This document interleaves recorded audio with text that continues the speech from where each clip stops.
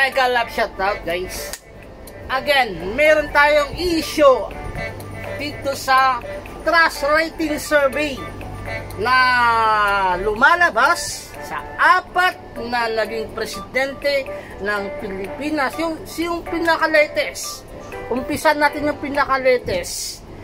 Ilang porsyento ang kanilang binaba. Okay?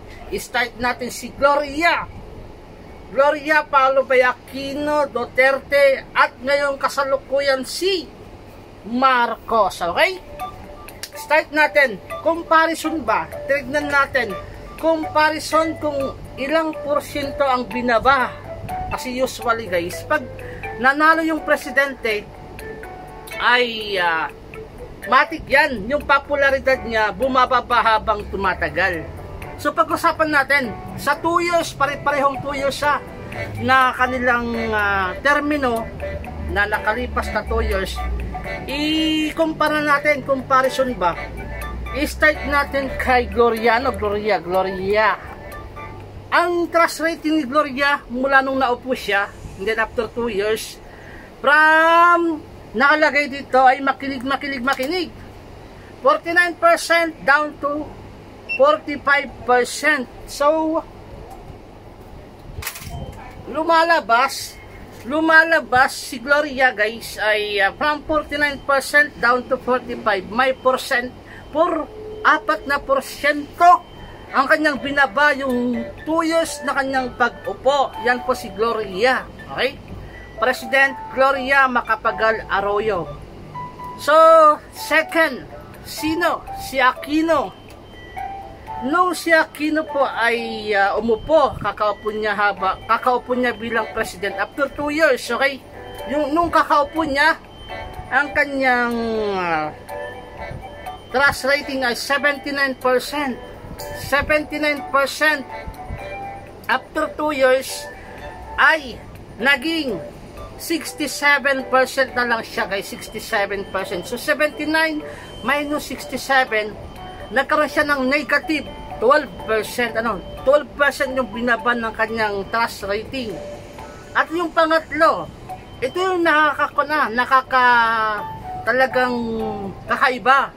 Kasi kung si Gloria nag-negative 4%, si Aquino nag-negative 12%. Ito, si Duterte guys, si Rodrigo Duterte, okay, si former President Rodrigo Duterte ay nung kanyang unang trust rating, nung pagkaupo niya bilang presidente, nakakuha siya dito ng 86%.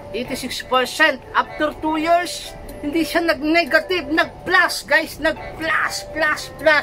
Ibig sabihin nung tumaas ng 2%, nakakuha siya ng 88%, diba? 88% yung kanyang nakuhang trust rating after 2 years. Kapaligtaran kay president ngayon. Ito yung pinaka-worst nangyari sa apat na presidente. Ito yung pinaka-worst. Sino? Si Bongbong Marcos guys. Excuse me, President Bongbong Marcos. Kasi nga ang kanyang trust rating pag upo niya bilang presidente, yung kasalukuyang presidente natin ngayon, nakakuha siya ng 84%. Ang taas, 84%. Pero after 2 years, grabe, ang binagsak niya, negative 31%. Kasi ang kanyang kasalukuyan trust rating ay 53%. Diba? So 84% down to 53%, 31% negative, 31% yung kanyang paglagapak. Ibig sabihin nun, madami talagang nadidismaya sa kanyang kasalukuyan pamamahala. Sana makabawi siya sa loob ng may natitira pang 4 na taon. 4 na taon pa ang kanyang natitirang termino. Sana doon makabawi man lang siya, Sana. Kasi ang alam ko kaya siya mataas nung pag-upo niya bilang president, nangako siya 1 million per year daw ang house na gagawin housing yung ay gagawa daw siya ng sa loob ng 6 na taon, 6 na milyon na bahay ang ipapagawa. Naku, nakadalawang taon na siya. May nagawa na bang 1 million na bahay? I don't think so. Wala yata. Wala naman na ibabalita, Dapat kasi kung ano yung pangako mo, tuparin mo, At saka yung dati, madami siyang pinangako na continuity. Kaya nga may unity. Yun yung kaya siya mataas yung rating. Dati sumasarudo ako din, binoto ko siya kasi Ilocano, binoto natin. Ilocano, di ba? Ganoon tayo pag Ilocano. Pero hindi naman pala ganoon na parang imbis na okay na yung nasimulan niya and bigla siyang gumanon di ba? Yun yung hindi maganda, Tapos ngayon, todo pa na yung mga tumulong kasi sa kanya. Ito yung nakikita kong effect, Yung mga tao kasi tumulong sa kanya ay parang imbis na magpasalamat siya, O di kaya ay kahit hindi na siya magpasalamat. Yung ay wag naman niyang masyadong iparamdam na yung kumbaga ay ayaw na niya pero may ginagawa siya. Example natin si Gibuloy, Pastor Gibuloy. Noong panahon ng kampanya, kasagsagan ng kampanya, sinong nagbigay sa kanya ng magandang platform? SMNI lang, Sa ABS-CBN, sa GMA, wala. Hindi nga umatit na sa debate kasi nga takot siya. Kaya nga sabi ni Leni Robredo noon, kasi nungaling siya, sabi ni Leni Robredo noon, di ba, nung kampanya.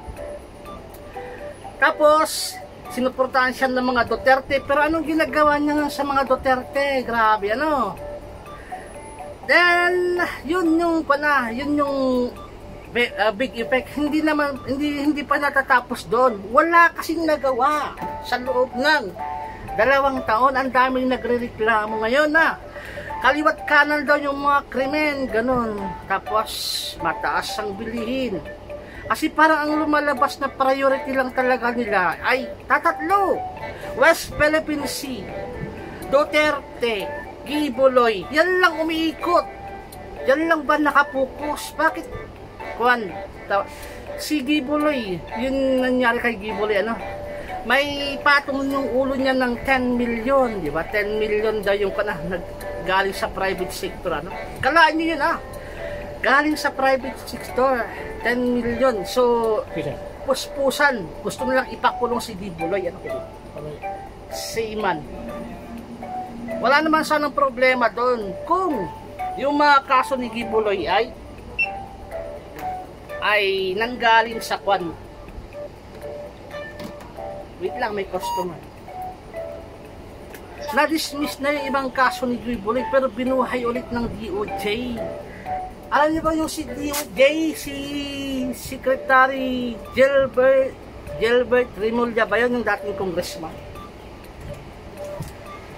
Nung nahuli yung anak niya ay pumunta sa SMNI, binigyan niya yung kanyang side, tapos nakalayan yung anak niya. Tapos ngayon, parang lumalabas, sinahanting si Gibuloy, kung talagang yun yung masakit.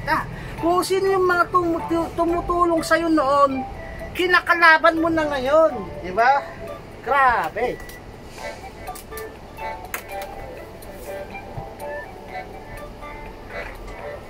Ang tawag dyan ay wala kang utang na loob, di ba? Wala kang utang na loob. Kasi nga, after all na ginawa nila lahat para ikaw ay ilagay sa pedestal. Nung nailagay ka na, hindi ka na lumingon kung saan ka nang galing.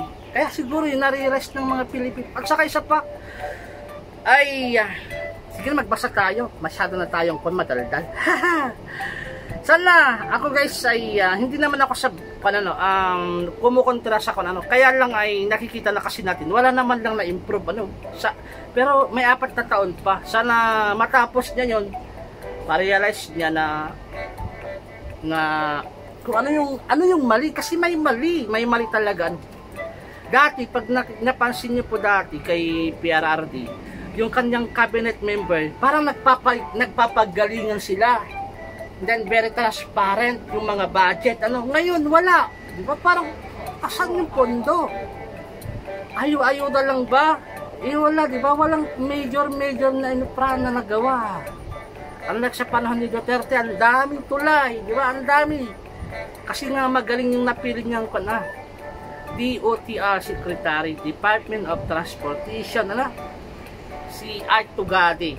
Kung sana rinitin ang tawag doon yung nung tapos na yung term ni PRRD, hindi niya pinalitan yon.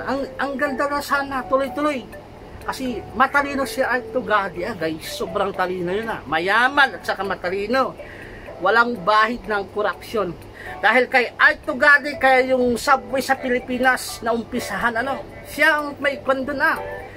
Kasi mahirap gumawa ng right of way, di ba? Yung right of way, yung mga trend, kaya nga madami talagang natapos kay PRRD. Sobrang nakakabilib kasi nga yung cabinet members niya.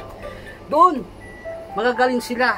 Saka si Villar, dati si Villar, yung senador ngayon, yung dating DPWH secretary, magaling si Wiko na. Ganun sana yung mga cabinet members ni PRRD. Ang tanging magaling lang, tapos nag-resign pa yung number 1 pinaka number 1 sa si Sara, kasi nga siyempre naramdaman niya bakit ganun, di ba? Hindi sila close. After magamit yata parang wala na, di ba? Okay, magbasa na tayo. Again, ang ating pinag-usapan dito ay trust rating comparatiba. Comparative Trust Service of Presidents, di ba? Past Asia approval ratings from the start of office to after 2 years, di ba? Ang kay Gloria negative 3%, ang kay Aquino negative 12%, ang kay Rodrigo PRRD plus 2%, siya lang yung nag plus 2%, at ang kasalukuyan ay negative 31%. Pwede yung i-google dyan, i-google nyo dyan sa Pulse Asia Survey, ito yung yan, pakita natin, yan, itong blue si Gloria Macapagal-Arroyo, ayan. Itong si yellow, Aquino yan. Itong green, si Duterte. Itong red, si Marcos. Ang laki ng difference ng kanya ang laki ng difference kumpara sa tatlo, 31% plus 2, tapos itong yellow 12% lang, and then 4% kay Gloria, yung kulay blue. Doon kayo mag-focus, saan na may manalo dyan for GCash 1,500. Okay, magbasa tayo ng comment dito habang tayo po ay may oras pa magtrabaho. Ito yung comment ni Mark. Ramdam ng karamihan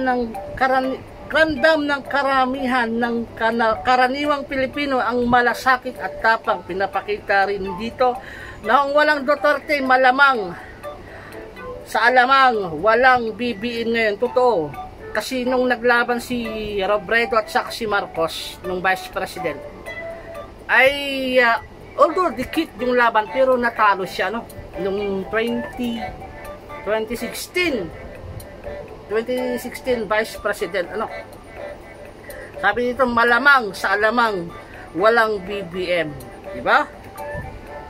Okay, it was only during PRRD's administration did we realize pwede naman pala PRRD shown everyone what a public service is all about. And from that time on, the President Duterte brand of governance leadership is what we as citizens loves to see Philippines prosper and become best that I can be. What to remain as standard, mahalin natin ang Pilipinas, send out a stronger message than having a so-called bagong Pilipinas na puros pakitang tao lang. Oo, nakakatawa yung bagong Pilipinas dinagay pa doon sa next natin yun na i-topic yung bagong Pilipinas, dinagay pa yung flag raising ceremony, dinagdag doon sa flag raising ceremony.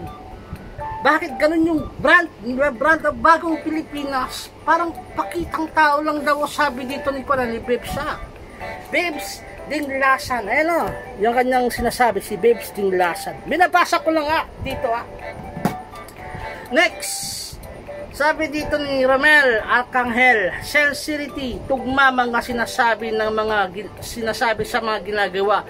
Magmura pag galit, iiyak pag malungkot, purihin ang mga tauhan na magagaling. Diba? Yun ngayon, wala ni isa dyan. Oo, dati, yung mga magagaling na kanipera, di talagang makikita mo, Then pag may kurap, kagaya nung dating tourism secretary, yung tinanggal niya, si kapatid ni Rapi Tulfo, sino yun? Si Wangda Teo ba yun?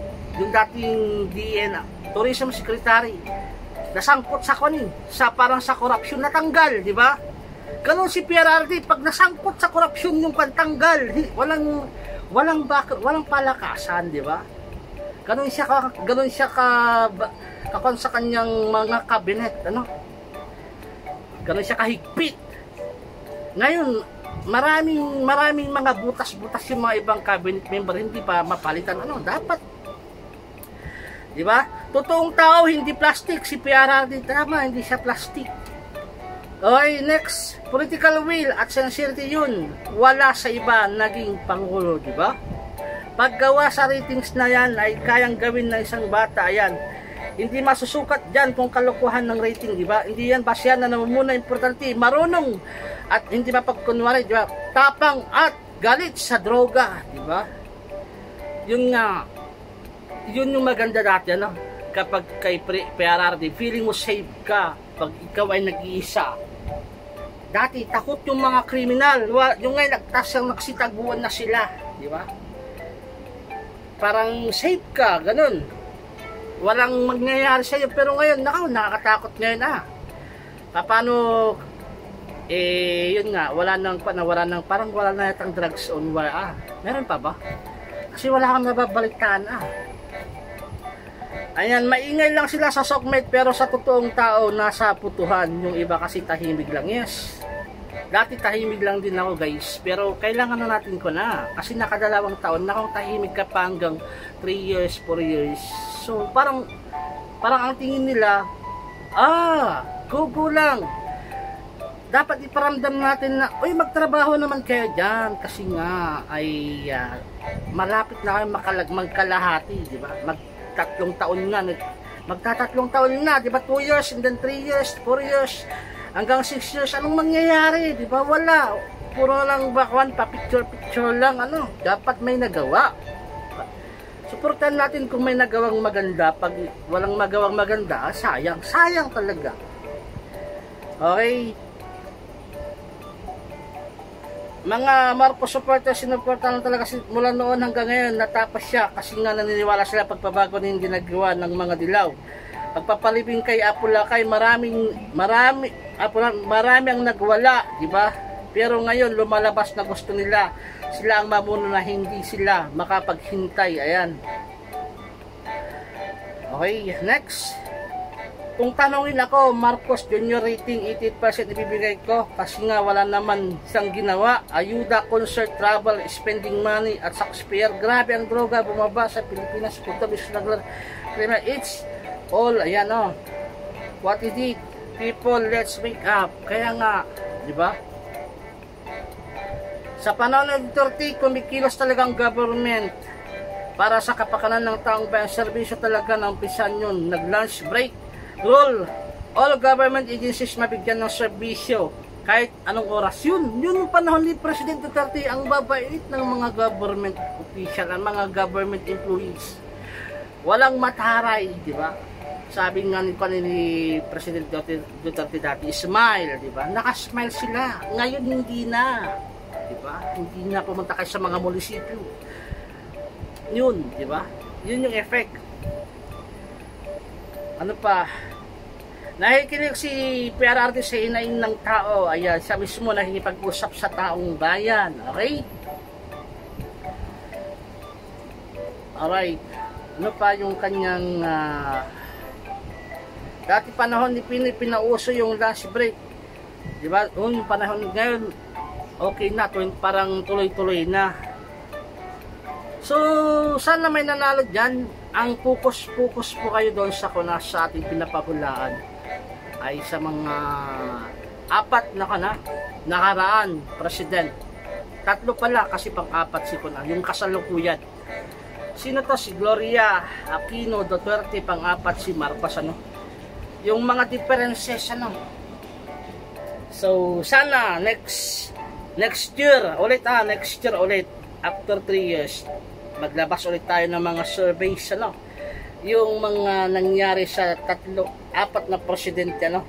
Kung ano yung kanilang nagkaroon ba ng negative or positive na result, ano? Sa ngayon lumalabas ang pinakamataas na negative si Marcos 31%, follow by Aquino 12%, and then si Gloria negative 3%. Pero si PRRD plus 2%. Andito na yung katrabaho ko, maraming salamat. Ang tamang sagot ay stop na. Ang tamang sagot ay stop. Ang tamang sagot ay ayan, susubaybayan natin after another year, another year is 3 years, susubaybayan. Andyan na ang katrabaho ko. Okay, maraming salamat. Andyan na po yung katrabaho ko. Thank you very much. Bye bye.